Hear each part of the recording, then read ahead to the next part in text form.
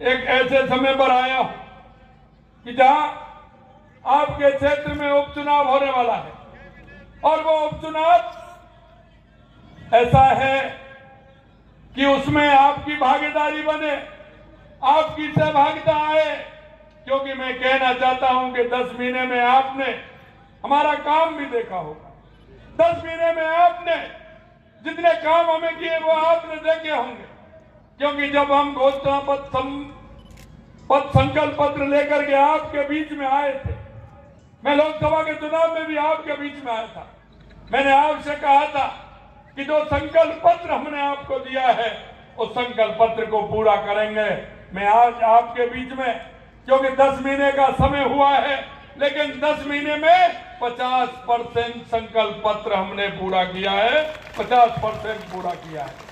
वो मैं आपसे इसलिए कहना चाहता हूं कि जो हमारा संकल्प पत्र था वो 5 साल के लिए था, लेकिन हमने 10 महीने में 50% पूरा किया है।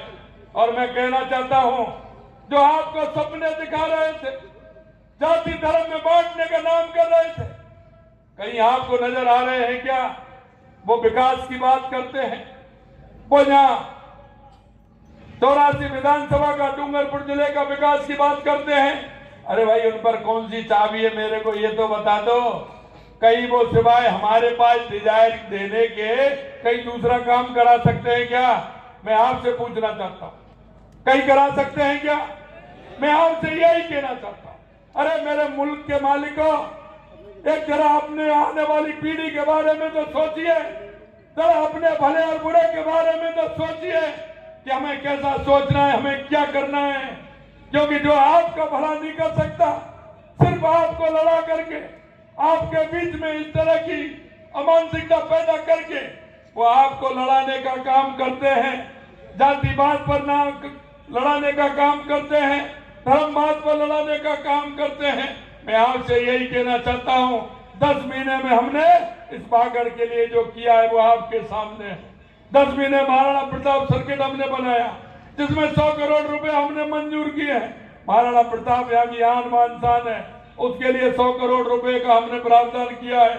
यही नहीं, हमने यहाँ धार्मिक सर्किट बनाने के लिए सीता माता अभ्यारण्य, बेणेश्वर धाम और त्रिपुरा सुंदरी, हमने जिस तरह से इसको बना करके, और गोविंद गुरु जी के जो हमारा पैनोरमा बनाए हैं उसको भी हमने जोड़ करके इस क्षेत्र के विकास के लिए काम कर रहे हैं।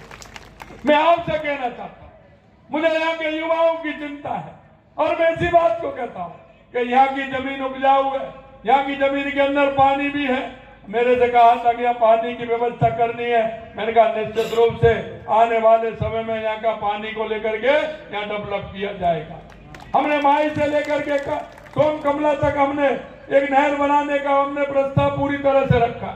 लेकिन मैं कहना चाहता हूँ, 70 साल से सबसे ज्यादा जिस पार्टी ने राज किया उसने क्या किया, और आप देख रहे हैं 2 बार से आप जिनको वोट दे रहे हैं वो क्या कर सकते हैं। देखिए भाइयों, मैं आपसे विनती करना चाहता हूं, ऐसे लोगों के बहकाने में नहीं आना है, क्योंकि वो कुछ नहीं कर सकते। वो जज्बात पैदा करके एक दूसरे से लड़ाने का काम करते हैं, और मैं आपके सामने कह रहा हूं कि मैं ये होने नहीं दूंगा। ये मैं आपको विश्वास दिलाता हूं। ऐसे लोगों का कि जो अशांति फैलाते हैं, हमारी माता बहनें बुजुर्गों के लिए दुर्व्यवहार करते हैं, सड़क पर पत्थरबाजी करते हैं, मैं आपसे कहना चाहता हूं, ऐसे ही अगर प्रदेश चलेगा तो कानून से चलेगा, कानून से चलेगा, ऐसे नहीं चलेगा। ये भी मैं आपसे कहना चाहता हूं। मैं ये भी बता देना चाहता हूं कि जो शिक्षा के क्षेत्र में हो, चाहे किसी भी क्षेत्र में हो, सरकारी जो कर्मचारी हैं, अधिकारी हैं, मैं उनसे भी कहना चाहता हूं, क्योंकि हमारे पास भी सीसीटीवी कैमरा है, आप कैमरे की नजर में हैं, ध्यान रखिए। जो आपको उद्देश्य दिया है, जो आप करने को आपको कहा है कि इस युवाओं को पढ़ा करके, युवाओं को आगे बढ़ा करके, युवाओं को सशक्त बना करके और योजनाओं को ठीक प्रकार से लागू करके इस क्षेत्र को आगे बढ़ाना है। अरे वो तो उनकी तो सरकारी नौकरी लग गई, लेकिन वो आगे आने वाली पीढ़ी के लिए क्या कर रहे हैं ये भी आपको देखना पड़ेगा। मेरे भाई और बहनों, मैं आपसे कहना चाहता हूं कि इस क्षेत्र को आगे बढ़ाना है तो ऐसे लोगों से भी सावधान रहना है। आप मेरे को बताइए, चिंता मत करिए, घबराने की जरूरत नहीं है। आप बताइए, अगर ऐसे लोग हैं तो उनका भी समस्या का समाधान किया जाएगा। आप निश्चिंत रहिए। मैं आपको सिर्फ इतना विश्वास दिलाता हूं, आपके सामने एक कारीलाल जी आपके गांव से निकले, आपकी पीड़ा को समझने वाले, और मैंने सुना है कि रात में भी कोई इनके पास पहुंच जाता है, सुबह जाता है, दिन में जाता है, अपने काम को छोड़ करके आपके काम के लिए तत्पर रहते हैं। रहते हैं कि नहीं रहते? बताइए मेरे को, रहते हैं कि नहीं रहते? अरे पीछे वाले बताओ, ये कारीलाल जी आपको तैयार रहते हैं कि नहीं रहते? अरे ऐसा आदमी जिसको दिन रात आप जानते हैं, आप पहचानते हैं, आपके दिन रात काम आता है, आपकी समस्या को जानता है। मैं इसलिए कहना चाहता हूं कि मैं भी आपकी तरह गांव से ही निकल करके आया हूं। गांव के किसान और मजदूर, वहां की स्थिति को मैं जानता हूं। इसलिए कारी भाई आपको पूरी तरह से जानता है कि आपके विकास की आवश्यकता कहाँ है, आपका दर्द कहाँ है।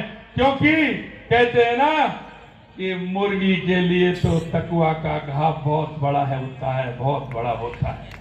मेरा वो किसान भाई, मेरा वो मजदूर भाई जो दिन भर मजदूरी करता है, उसके लिए छोटी छोटी योजनाओं का लाभ मिले, उसके लिए बहुत बड़ी बात होती है। इसलिए मैं मेरे भाइयों को कहना चाहता हूं कि इस क्षेत्र के विकास के लिए, डूंगरपुर के विकास के लिए, राजस्थान के विकास के लिए आपको भारतीय जनता पार्टी कमल के फूल पर 13 तारीख को बटन दबाना है और कारीलाल जी को विजयी बनाना है। यह मैं आपसे निवेदन करने के लिए आपके बीच में आया हूं।